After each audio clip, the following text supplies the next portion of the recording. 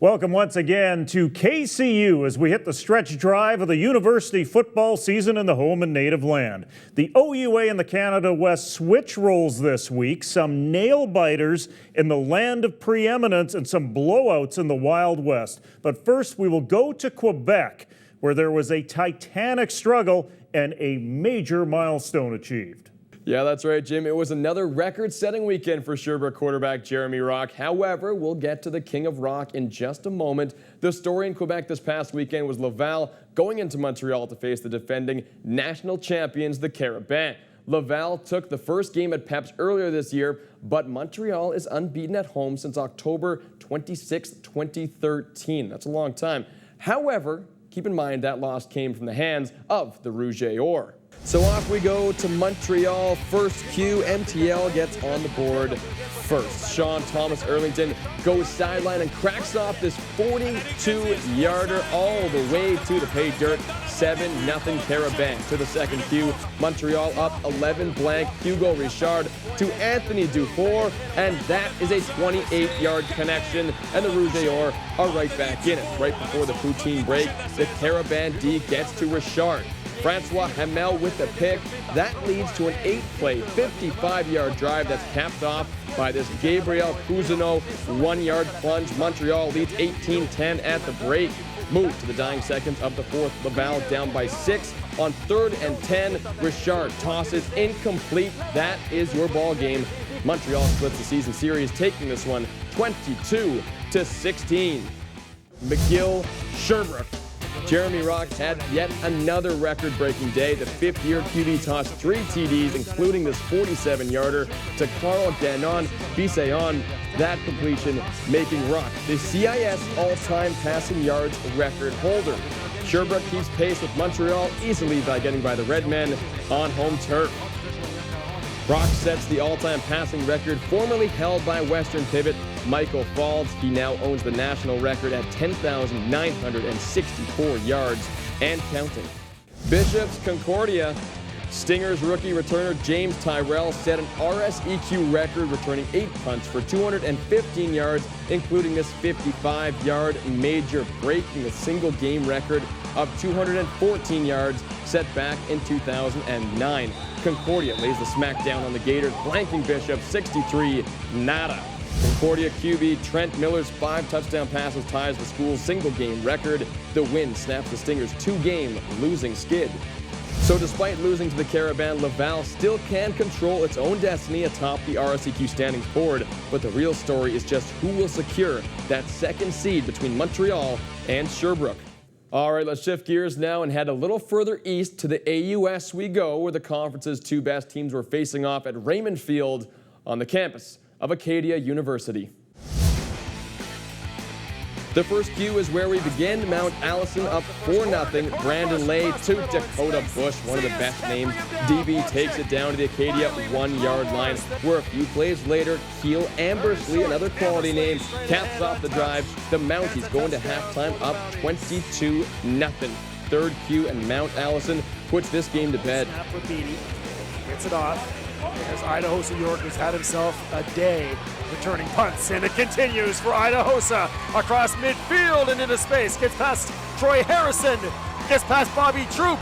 Beatty, the punter, comes over to give chase. Makes Beatty miss, and now trying to get to the end zone. It's a touchdown. Or did they push him out? Yes, it is a touchdown for the Mounties. It most certainly was a touchdown for Idahosa. York goes 80 yards on the punt return. That makes it 31-0. The Mounties extend their winning streak to 3 games with a big road win. So Mount Allison separates themselves from Acadia atop the AUS standings, but can St. Mary's give the Mounties a bigger cushion with a win over St. FX? To Halifax we go. X-Men, Huskies, let's find out. This one wasn't even a contest. So much hype, and I took it all away.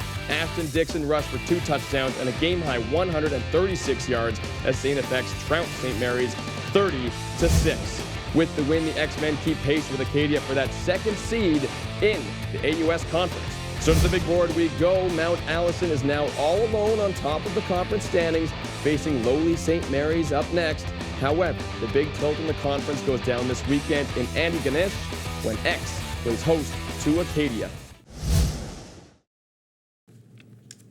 Well, a whole lot of grumbling in French on fan sites and message boards about what fans see from the Laval Rouge et Or so far. Inconsistency at quarterback, an offensive line that doesn't compare to the Leviathans of the past, and the list goes on and on. Gord, are these fans spoiled or do they have a point? Well, Jim, I got to say that these fans are a little bit spoiled in Laval. Now, it seems like they've had some low-scoring games in some of their big games this season. Hugo Richard maybe hasn't taken that second-year step that people thought he would. But in looking at the stats, Laval is averaging 34.2 points per game, which is 9th in the country, but also tops in the Q. Okay, this has been a defensive-heavy conference. They have 6 points more per game than Sherbrooke, with a guy at the helm in Jeremy Rock that we've been talking about a lot this year, and 8 points more per game than Montreal. So their offense is still pacing the conference. It's hard to complain too much. And this is a fan base that has gotten used to things like not a full-time starter, Carl Lavoie, turning into a full-time starter in his rookie year in the CFL. So unfortunately, Laval fans, I gotta say you're spoiled. Jeremy Rock came into the camp of the Sherbrooke Rouge et Or about 5 years ago, dubbed by many as Jeremiah the Messiah. How significant is this all-time record, Sean? Well, I'll tell you one thing. It's impressive. He's going to be the first 11,000-yard passer. That works out to over 2,200 yards per season over the 5-year career. The other thing that stands out to me about his career is that the fact that he had 25 wins in his 5 seasons at the helm. In the previous 8 years, the Sherbrooke Rouge et Or only had 27 wins. That is a meaningful contribution. He will go down as one of the best of all time in the CIS. There's no doubt in my mind. The last time Sherbrooke had a fifth-year quarterback was J.P. Chouare, and with him at the helm, they came close to breaking through. Now that the record is out of the way for Rock, is it really now or never for that program, Gord? Well, Jim, I think you touched on the rub, and I would say that it isn't now or never for that program. You talked about how when J.P. Chouare was a fifth-year guy, that they were competitive in that queue, and we see the same thing here. This is one of those cyclical programs that kind of needs to build for one run at it, but the thing that they do need is all the momentum they can get. They need to squeeze as much as they can out of this season because they are not in a natural recruiting hotbed like a Montreal or a Quebec City, which means that while Sherbrooke is a very rich football area, it's a lot smaller, and that means they have to go into the backyards of either Laval or Montreal or both in order to get some of that Francophone talent out and build towards a championship. So what they need is they need good press, they need prominent wins, they need as much as they can out of this superstar Jeremy Rock under center. When we return, the OUA, games on the edge of upset. Stick around. The CFL and our partners at Football Canada want to make sure we keep growing, promoting, and investing in a safe game. Football Canada now requires all amateur coaches to be safe contact trained by 2017. By creating a standard of safety for all in our football community, we're making an already great game even better. Make sure your youth coach is safe contact trained, because making a safe game means making a better game.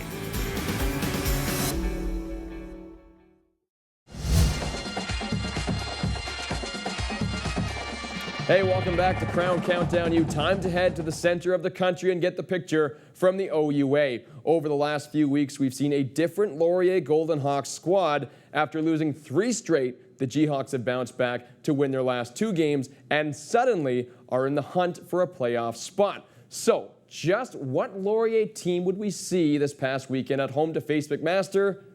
Let's find out. A G-Hawks win would clinch Laurier that playoff spot. Eric Morelli looking to have another big day after his 6 TD performance last week. But Mac Pivot, Asher Hastings came into this game as the hottest QB in the country.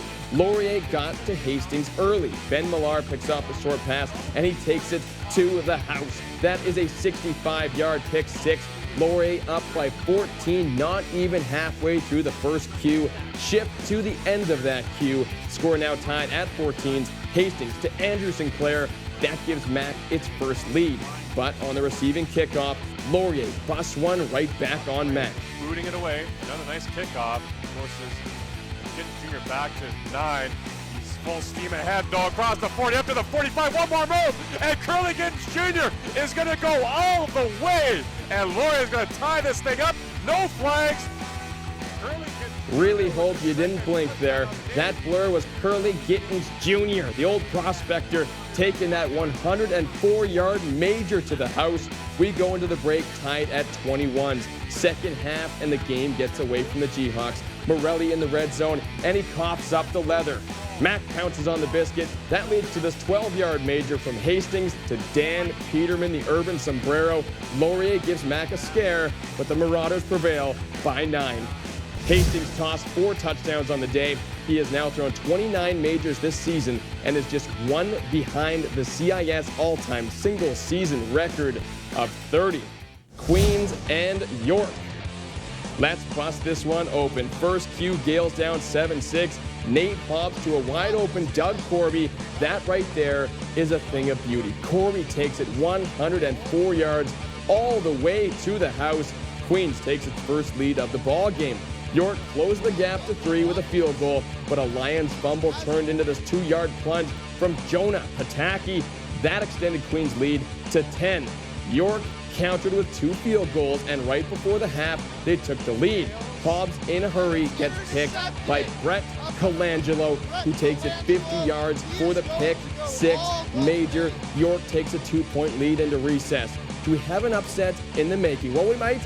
The Lions punting out of their own end zone. Chris Osekuzi fields the punt, and he takes his sights on the painted grass ahead. Osekuzi takes it 40 yards all the way to the house. Queens gets a scare, but gets by York by 1.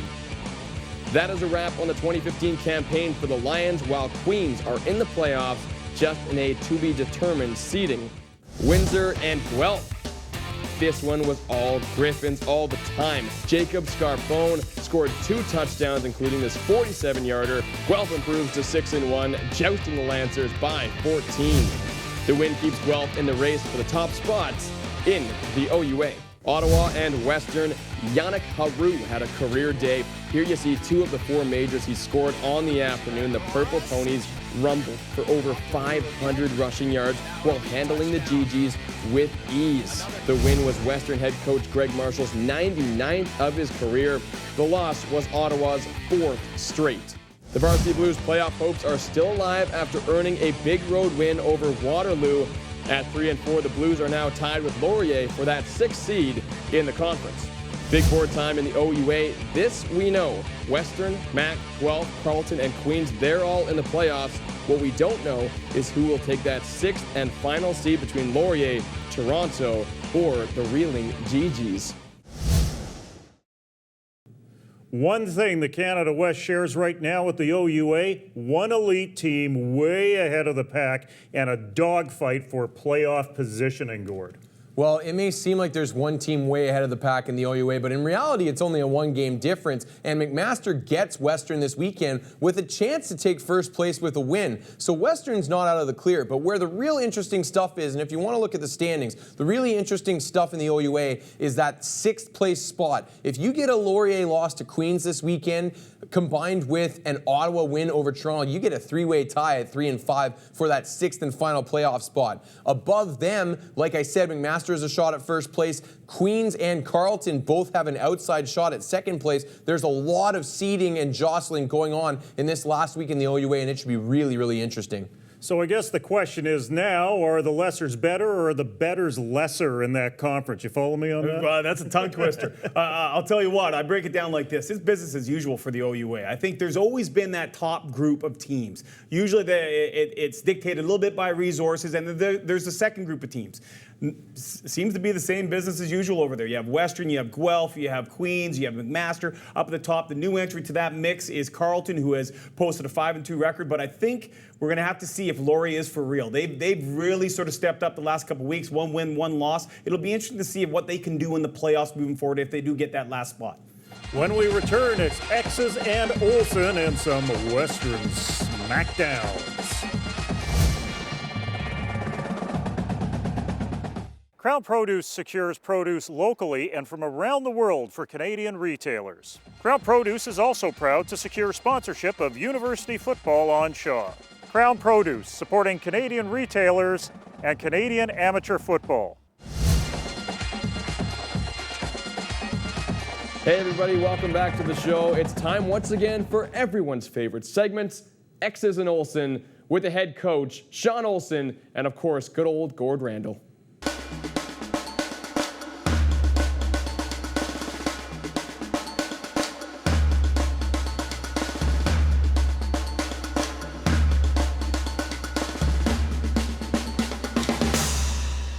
All right, thanks, Ryan, and welcome to another edition of Exes and Olson. Now, one of the things that separates a good college coach from a great college coach is making the most of his talent. And oftentimes that requires a bit of a tweak with the talent or even a position change. Now, we've seen this be successful in many different instances, both in the CIS and the CFL. And Coach, you really wanted to highlight one guy who is active in the CIS right now and making the most of a position switch this year. Gord, you're exactly right. One of the biggest challenges that you have as a college coach is figuring out the best spot for your players to play in to maximize their talent. Terrell Davis is a great example. Recruited him last year out of ASU, came back to Canada. We had him at running back. There was always a conversation about him playing linebacker. This year they moved him. Right here, he's playing the strong side, middle linebacker spot in the Calgary scheme. That's very, very, very important. They're an active player. He needs to be involved in a very high percentage of the plays. You're going to see him here in a simple 5-step drop, defending the pass. He's going to drop into his zone, and you're going to see tentativeness and some happy feet. Let's roll this clip forward. So you see Terrell here. He's finding his path, dropping to his zone. A little bit of indecision. Let's pause it right there. He gets caught into no man's land right here. He's not pressuring the pass, and he's not dropping into his zone. We've got a great clip in the next clip here showing him do a better job of that. Let's roll this forward and finish it off. You will see something that you see all the time with Terrell here, though. Intensity to the football, running around all the time. That's one of the things that has a chance to make him great. Okay, now to our second clip, we're going to see Mr. Davis sitting in his strong side linebacker position right here, and he's got a very similar job to what he had in the last play. Now, Coach, what is the big difference here? Well, the big difference is his decisiveness. You see a player here in this clip coming up that's going to be much more comfortable. He's a player that's aggressive, knows his assignment, and you'll see him be able to accelerate into the tackle. He doesn't make the tackle, but he definitely creates and sets the tone for the rest of the game. Let's roll this clip forward. Very similar play. You see him dropping into his zone. Stop right here. You're going to see right here, he's in a middle zone. We're going to have him break contain, and you're going to see an acceleration into the tackle to force the issue on Noah Picton. Let's roll it forward. You see Picton break contain, and Terrell Davis shot out of a cannon. Huge hit. Sets the tone for the UBC defense. All right, and it's O-line union time. We're going to see Mr. Davis come on a blitz versus the University of Saskatchewan here, and he's going to show you a little bit of what he still has to develop as a blitzer. So here's Terrell here, number 24, and he's going to come downhill towards the left guard here and engage him. And you're going to see at the point of contact here, if you want to roll it, and you'll see Terrell come downhill here and then pause right there. At the point of contact, you can see he is entirely squared up with that offensive lineman, and he is straight-legged and high. And as an offensive lineman, when you've got a guy coming downhill who's a lot smaller than you are, the best thing that you can have happen is for him to come in, engage your whole body, let you get him in the chest, and stand up for you. Terrell gets no penetration here. He is not able to shed that blocker whatsoever. Coach, what does he need to do better here? Well, I'll tell you what, if you see this clip again, let's roll it back just a little bit. What Terrell needs to do when he's coming downhill, he's got to attack half a man. His gap is going to be either A gap or B gap. In this sense here, he's going to have A gap here between the guard and the center. He's got to square this guy up, but work half his man on his pass rush move. He takes him head on. That's a recipe for disaster. Big man versus little man in a phone booth. Big man always wins. Let's roll the clip forward here. Absolutely, Coach. And you can see that's a job well done for the offensive lineman in pass protection there. There's no pressure whatsoever from the linebacker. Yeah, the one thing you do see Terrell do consistently is once he gets stalemated, he does chase the ball down. It's his trademark motor that is going to give him a chance to be an amazing college football player at the linebacker position. Thank you very much, fellas. Yet another masterpiece from the both of you. We'll finish off the highlights from this past weekend out west. We begin in Saskatoon on what was supposed to be the Huskies' annual blackout game. However, the result is more like a whiteout.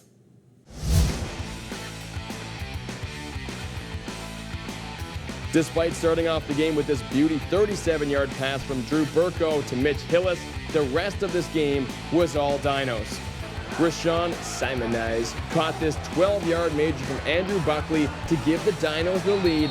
Minutes later, though, the two connected again, this time for a 67-yard banger. The Huskies blackout on blackout night, getting clawed to shreds by the Calgary Dinos.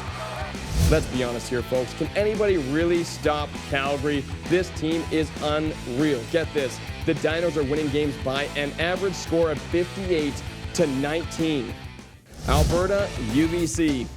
T-Birds looking to take the home series versus the G-Bears with a win at Thunderbird, and they did so on the back of running back Brandon Deschamps. The one they call Banger rushed for 3 majors, including this 68-yard scamper. UBC hands Alberta its 4th straight loss, taking this one by 44. Manitoba, Regina.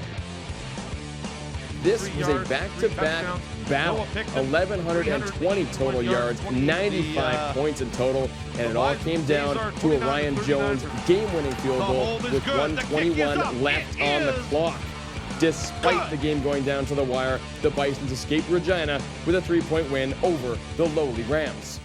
All right, let's check out those standings. Calgary sitting pretty atop the big board in the C-Dub. Circle Halloween on your calendar because that game in Vancouver between the Bisons and the T-Birds could be a real treat to see just who gets that second spot in the conference.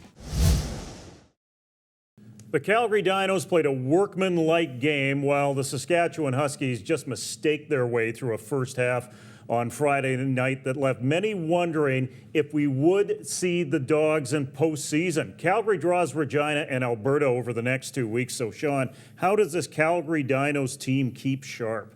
Well, I think the key for them is to play their dogs. They gotta play their players, and they gotta make sure that they're sharp, they're in rhythm. I think there are players on that team that have been depth players who have had a role throughout the course of the year, and you just expand that role slightly. But I don't think you sit guys like Andrew Buckley, you don't sit Mercer Timmis, you sit some of their key guys on the defensive side of the football. You keep them in rhythm, you keep them hungry, you keep them moving towards that goal. Injuries happen in football, but you can't play scared, and that's what I expect them to do down the stretch. Well, and if I'm the Calgary Dinos, I am actually playing Buckley, and I'm sitting Mercer Timmis given his previous injury history. But you do have to stay sharp, but I can speak from experience. I was on a Queens team in 2008 that was undefeated heading into the final game of the year. Meaningless game versus the University of Waterloo. We played all our big dogs, and we lost Mike Giffen, and we lost Dan Brannigan in that game. Both of them were able to play, or one of them was able to play the following week in our playoff game versus Ottawa, and we were upset because he was nowhere near full health. So it is a real gambling game when you are locked up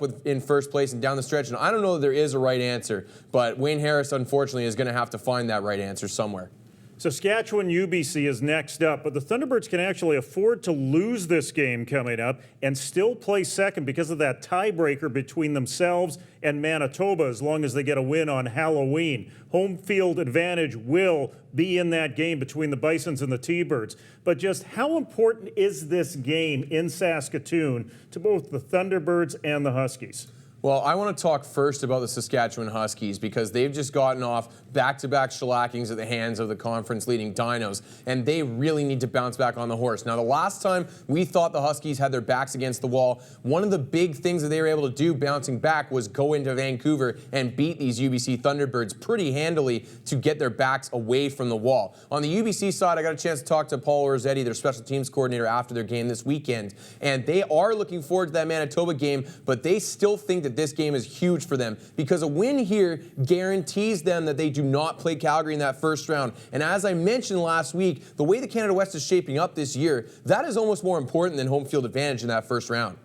Gord, I agree with you to some degree. I think this game is a meaningful game because up to this point, UBC really hasn't had a quality win outside of that shootout in Manitoba. I think this game will position them in the hierarchy of the Canada West. You're going to find out, are they for real or have they just beaten up on teams like Regina and Alberta? This will be a key game for the Huskies too because the playoff lives are on the line. They're still in a dogfight. So I'm looking forward to see how the UBC Thunderbirds handle success. That's one of the challenges I think they face this week. And if they look too far ahead, I think they could find themselves on the road in week 1.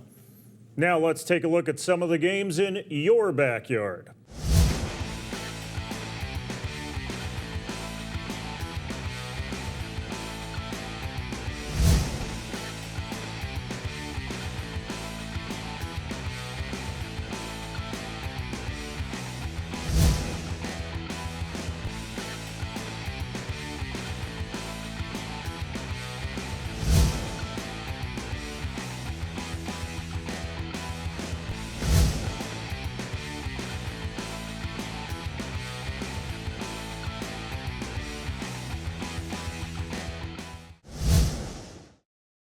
About that top 10, we should mention that Carleton coming in at number 10 is a first for the Ravens since way back in October 1996. Top picks, over to you, Coach Olson. Well, I'm going to talk about the UBC game versus the University of Saskatchewan. Going into Saskatoon has always been a difficult thing for the Thunderbirds. It's going to be interesting to see how they respond to some success. They've clinched the playoff spot. Do they have a letdown, or are they able to continue on that upward slope that they've been riding on the defensive side of the football? They seem to have found a nice combination of being conservative and mixing in some blitzing schemes. Also, the other key to their game has been special teams. They've made some big plays down the stretch here in the last 2 or 3 weeks in their special teams, and that's going to be something that's going to come to the forefront, I believe, in the cold weather of Saskatoon.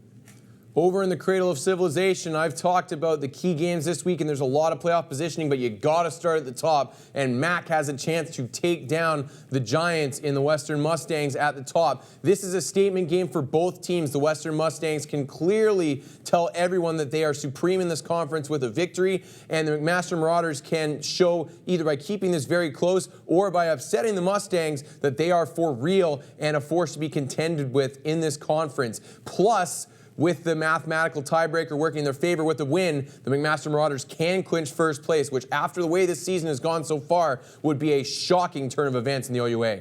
By the way, there's a whole lot of civilization in Quebec City. My pick is Sherbrooke at Laval. Are the Rouge et Or reeling, or are they just lying in wait for more important games coming up in the postseason? This is a game with actual pressure on the boys from the QC.